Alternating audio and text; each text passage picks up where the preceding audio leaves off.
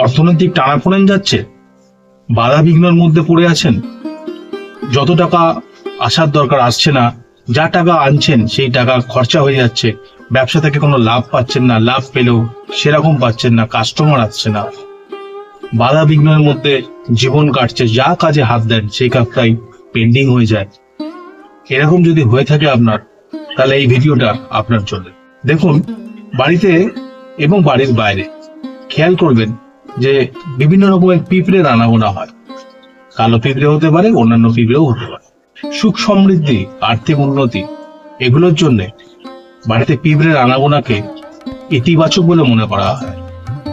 অবশ্যই প্রচন্ড পরিমাণে নয়, একটা নর্মাল পরিমাণে যদি পিঁপড়ে বাড়িতে আসা যাওয়া করে, বাড়িতে যেখানে আপনার পিঁপড়েটা আসা যাওয়া করে সেই জায়গাটাকে চিহ্নিত করুন এবং বাড়ির বাইরে কোনো গাছের গোড়ায় যেখানে পিঁপড়ে ঢিপি আছে বা পিঁপড়ে প্রচন্ড পরিমাণে পাওয়া যায় বা পিঁপড়ে আছে সেই গাছটিকে চিহ্নিত করুন।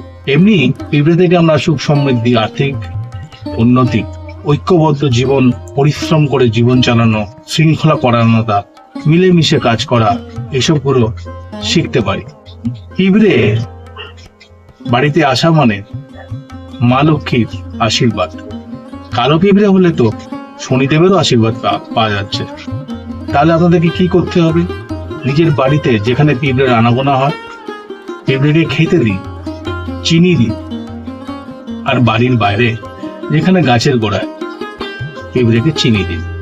এটা প্র্যাকটিস করে নিতে হবে, প্রায় করতে হবে, রোজ করতে হবে। একদিন দুদিন করলে হবে না। এতে মা লক্ষ্মী এবং শনিদেব তুষ্ট হবেন এবং আপনার উপর আশীর্বাদ করবেন। আস্তে আস্তে দেখবেন আপনার আর্থিক অনটন, বাধা বিঘ্ন এগুলো আস্তে আস্তে কেটে যাবে এবং আগের থেকে অনেক ভালো আপনার দিন কাটবে। চেষ্টা করে দেখুন, অবশ্যই হবে। নমস্কার।